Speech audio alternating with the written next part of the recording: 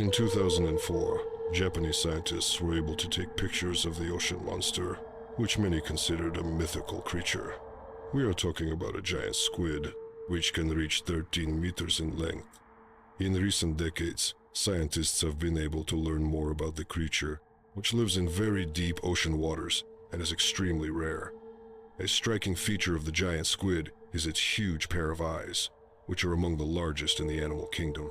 These dinner plate-sized eyes are important, as these creatures live in the depths of the ocean and are virtually devoid of light. The squid's eyes help it detect even the faintest traces of light, including the faint glow of potential prey. That is, without such visual instruments, giant squids simply would not have been able to survive at great depths. Equipped with 8 arms and 2 longer tentacles, the giant squid is a formidable hunter. Each limb is covered with suction cups, some of which are ringed with sharp barbs or hooks, which makes them effective at capturing prey such as deep-sea fish and other types of squid. 2 elongated tentacles act like ropes, stretching out to grab prey and pull it towards its powerful beak. In many ways, giant squids are still poorly understood. The reason is that they live at depths from 300 to 1,000 meters, where there is high pressure and little light. These conditions make scientific observations difficult. Most of the knowledge about these creatures comes from specimens washed ashore or accidentally caught in deep-sea fishing. In literature and folklore, the giant squid is often depicted as a monstrous creature attacking ships and fighting whales. Although such stories are exaggerations, there is evidence of giant squid encounters with their main opponent, the cochelot. The scars on the skin of the whales and the beaks found in their stomachs indicate that giant squids are very formidable creatures. Giant squids are far from the only monsters that lurk in the depths of the world's oceans, in absolute darkness, where sunlight does not penetrate. Right now, I'm going to tell you about a few more of these creatures. Blobfish. This type of fish is often called the ugliest living creatures on the planet. And on the one hand, the blobfish really don't look very good. But on the other hand, it's not that simple. The fact is that these fish live at depths of up to 1,200 meters, where the pressure is several tens of times higher than at sea level. And the appearance of the blobfish has been shaped in many ways to survive in this extreme environment. In addition, the appearance of the blobfish, which has become a meme on the internet, actually does not quite correctly reflect its true form and its natural habitat.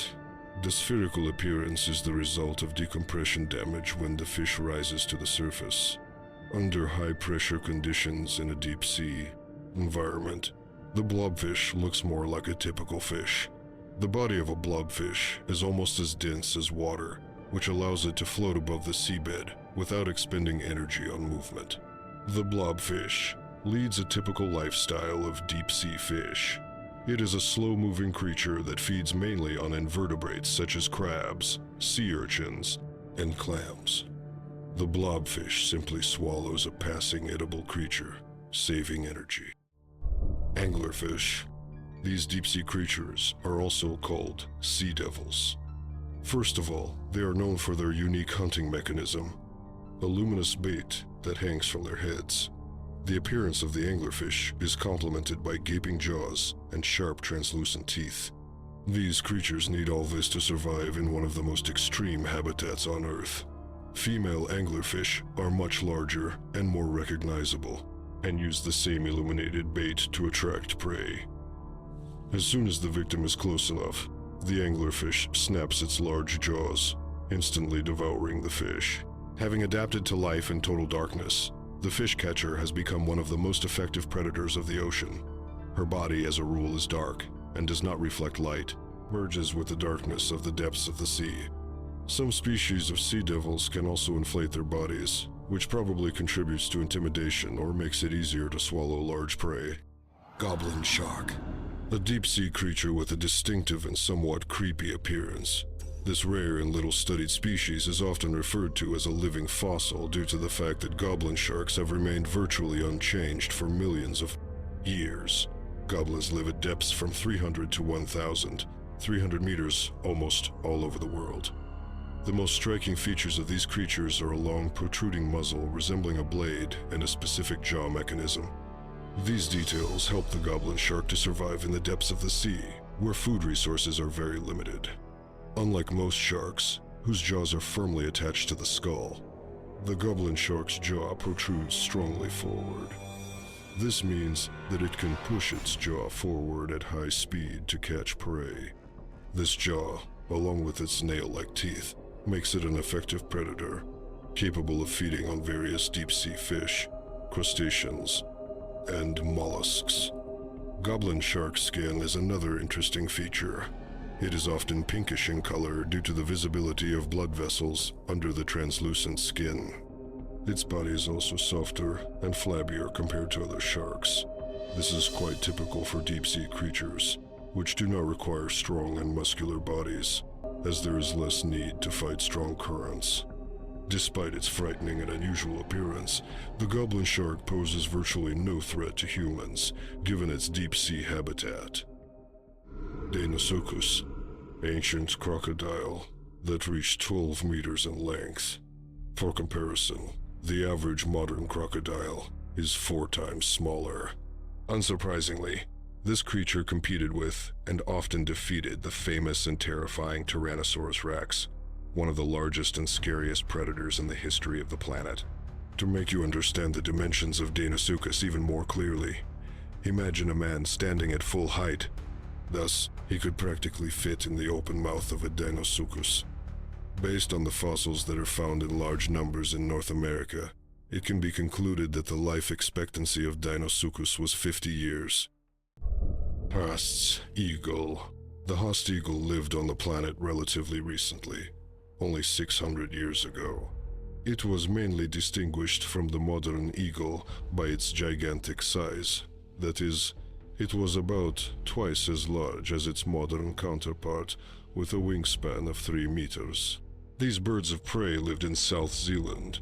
Their main source of food was animals called moas, 3-meter-long birds that somewhat resembled modern ostriches. So, the Haast eagle hunted these huge creatures without much difficulty. The Maori Aborigines, the indigenous people of New Zealand, have horror stories about children who were grabbed by the paws of this huge beast and carried off to an unknown destination. Fortunately for us, it was all a long time ago. Haast eagles, like the moa birds they hunted, became extinct about half a century ago. Cancer scorpions. Modern scorpions have a reputation for being dangerous creatures, but that's not really the case. First of all, out of almost 2,000 existing species of scorpions, only 50 are truly venomous. And secondly, scorpios are very small. The same cannot be said about their giant ancestors, the so-called crustaceans.